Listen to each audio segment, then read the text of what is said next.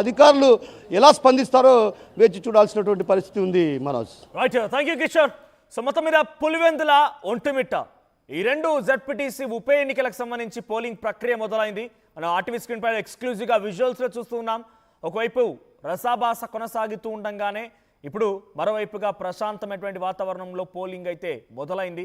7 గంటల సమయానికి పోలింగ్ ప్రారంభించారు. ముందుగా బ్యాలెట్స్ ఓపెన్ చేసి బ్యాలెట్ బాక్సులు ఓపెన్ చేసి ఎంప్టీగా ఉన్నాయా లేదో పరిశీలించారు. ఆ తర్వాత ఎటువంటి తప్పులకి ఎటువంటి రిగ్గింగ్కి తావివ్వకుండా కొన్ని వందలాది మంది పోలీసులు అక్కడికి చేరుకొని వారంతా కూడా ఆ ప్రక్రియను చేపడుతున్నారు. సో జెడ్పీటీసీ ఉప ఎన్నికకు సంబంధించినటువంటి ఆ పోలింగ్ మొదలైంది. పులివెందుల బరిలో సుమారుగా 11 మంది అభ్యర్థులు ఉన్నారు. 10,691 ఓట్లు ఉన్నాయి. సో ఓటింగ్ కోసం 15 పోలింగ్ కేంద్రాలు ఏర్పాటు చేశారు పులివెందులలో. ఇక వైసీపీ తరఫున పులివెందులో హేమంత్ రెడ్డి, టీడీపీ తరఫున లత్తారెడ్డి పోటీ చేస్తున్నారు. అయితే ఒంటిమిట్టలో మొత్తం ఓటర్ల సంఖ్య 24,606 ఓటర్లు ఉంటే ఇప్పటికే అక్కడ టీడీపీ అభ్యర్థిగా ముద్దు కృష్ణారెడ్డి, వైసీపీ అభ్యర్థిగా ఇరగం రెడ్డి సుబ్బారెడ్డి కూడా పోటీ చేస్తున్నారు. సో ఒంటిమిట్టలో మొత్తం 30 పోలింగ్ కేంద్రాలు ఏర్పాటు చేశారు. పులివెందులలో 550 మంది పోలీసులతో అక్కడ సిబ్బందిని ఏర్పాటు చేసి ప్రశాంతమైనటువంటి వాతావరణంలోనే ఎన్నికల ప్రక్రియను ముగించే విధంగా ఎలక్షన్ అధికారులు ఏర్పాటు చేస్తే ఇటు ఒంటిమిట్టలో 650 మంది పోలీసులు మోహరించి ఉన్నారు. సో ప్రస్తుతానికైతే పోలింగ్ ప్రక్రియ ప్రారంభమైంది. ఓటర్లంతా చేరుకుంటున్నారు.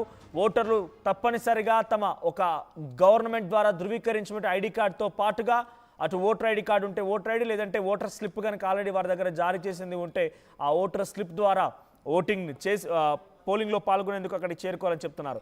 సో ఇక్కడ పోలింగ్ ప్రక్రియ మొదలైన తర్వాత ఇంకా రాజకీయం మరింతగా వేడెక్కే అవకాశం ఉంది. ఎక్కడెక్కడ ఎటువంటి పరిస్థితులు నెలకొన్నాయో ఆర్టీవీ మీకు కంటిన్యూస్ లైవ్ కవరేజ్ అందించే ప్రయత్నం చేస్తుంది. రైట్, ఒకసారి బీటెక్ రవి మాట్లాడుతున్నారు. ఏం మాట్లాడుతున్నారో చూద్దాం.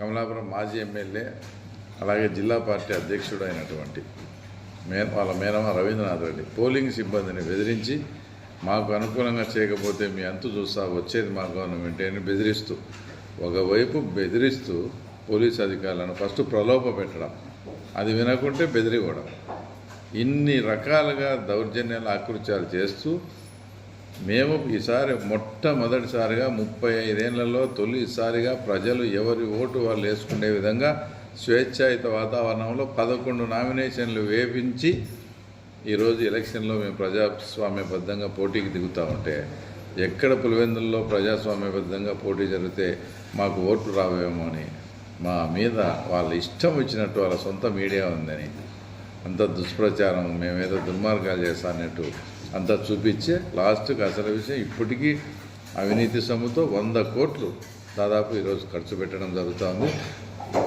మీరు ఎన్ని ప్రయత్నాలు చేసినా పులివెందుల ప్రజలకు ఇప్పుడు అన్నీ తెలుసుకున్నారు. రేపు జరగబోయే ఎలక్షన్స్లో, రేపు జరగబోయే పోలింగ్లో తప్పకుండా ప్రజలు మా వైపే ఉన్నారనేది యావత్ ప్రపంచానికి కూడా తెలుస్తుంది.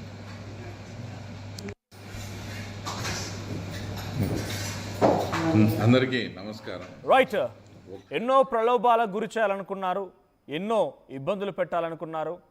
సో ప్రలోభాలకు గురి చేసేటువంటి అంశంలో వైసీపీ ముందుంది అనేది బీటెక్ రవి చెప్పేటువంటి మాటలు అర్థమవుతోంది.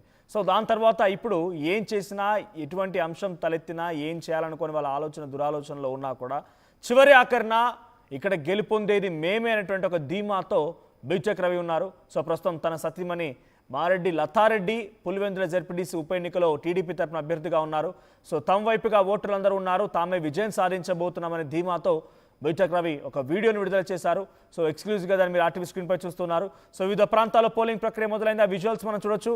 సో పోలింగ్ మొదలైంది. పోలింగ్ బ్యాలెట్ బాక్సులు ముందుగా పరిశీలించారు. ఆ తర్వాత పోలింగ్ ప్రక్రియని ప్రారంభించారు.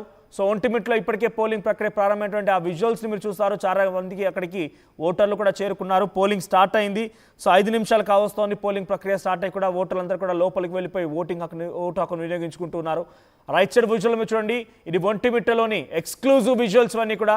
సో ఒంటిమిట్ట జెడ్పీటీసీ ఉప ఎన్నికకు సంబంధించిన అంశంలో ఒంటిమిట్ట దగ్గర ఓటర్లంతా కూడా అక్కడ బార్లు తీరు నిల్చుని ఉన్నారు.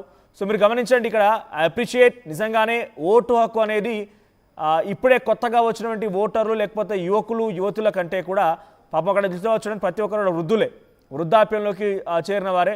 వారంతా అలా వరుస క్రమంలో నిల్చొని ముందుగా అక్కడికి వచ్చి ఓటు హక్కు వినియోగించుకుందామని ఆలోచనలో ఉన్నవారు. ఇది కదా ఓటు హక్కు ప్రజాస్వామ్యంలో ఎంతటి ఒక ప్రాబల్యాన్ని చూపిస్తుండడానికి ఒక నిదర్శనం. సో దయచేసి ఈరోజు హాలిడే వచ్చింది, ఇంట్లో కూర్చుందాం అనుకుంటే మీరు పొరపాటు పడ్డట్టే. ఆ 2 జడ్పీటీసీ ఉప ఎన్నికలకు సంబంధించి గ్రామాల్లో ప్రతి ఒక్కరు కూడా తమ ఓటు హక్కు వినియోగించుకోవాల్సిందే. సో ఓటింగ్ శాతాన్ని పెంచండి, ప్రజాస్వామ్యంలో ఓటు హక్కు విలువ ఏంటి అనే దాన్ని రాజకీయ నాయకులకు లేకుంటే ఒక్కసారి అందరికి కూడా తెలిసే విధంగా పులివెంద ప్రజలు, ఒంటిమిట్ట ప్రజలు ఈరోజు చేస్తారని నమ్ముదాం. సో మనం విజువల్స్లో చూస్తున్నాం, చాలామంది అక్కడికి చేరుకుంటున్నారు. సో అక్కడ పెద్ద ఎత్తున పోలీస్ బందోబస్తు కూడా కొనసాగుతోంది. 650 మంది పోలీసులు ఒంటిమిట్ట జడ్పీటీసీ ఉప ఎన్నికకు సంబంధించినటువంటి ఆ పరిసర ప్రాంతాల్లో గస్తీ కాస్తూ ఉన్నారు. సో బయట నుంచి చాలామంది ఓటర్లు చేరుకుంటున్నారు. సో అక్కడ సిచ్యువేషన్ అయితే చాలా ప్రశాంతంగానే కొనసాగుతుంది. ఒంటిమిట్టలో ప్రజెంట్ అయితే ఓటర్లంతా అక్కడికి చేరుకొని ప్రశాంతతమైనటువంటి ఒక వాతావరణంలోనే ఓటు హక్కు వినియోగించుకునేందుకు వస్తూ ఉన్నారు. ఆ విజువల్స్ మనం చూడవచ్చు. ఎక్స్క్లూజివ్గా బయట కూడా ఎటువంటి చెకింగ్ నడుస్తోందనేది మనం గమనించవచ్చు. బయట 1-2 సార్లు 3 టైర్ చెకింగ్ కొనసాగుతోంది. బయట ముందుగా గేట్ ఎంట్రన్స్ దగ్గర ఒక చెకింగ్ ఉంటే ఆ తర్వాత లోపలికి వచ్చిన తర్వాత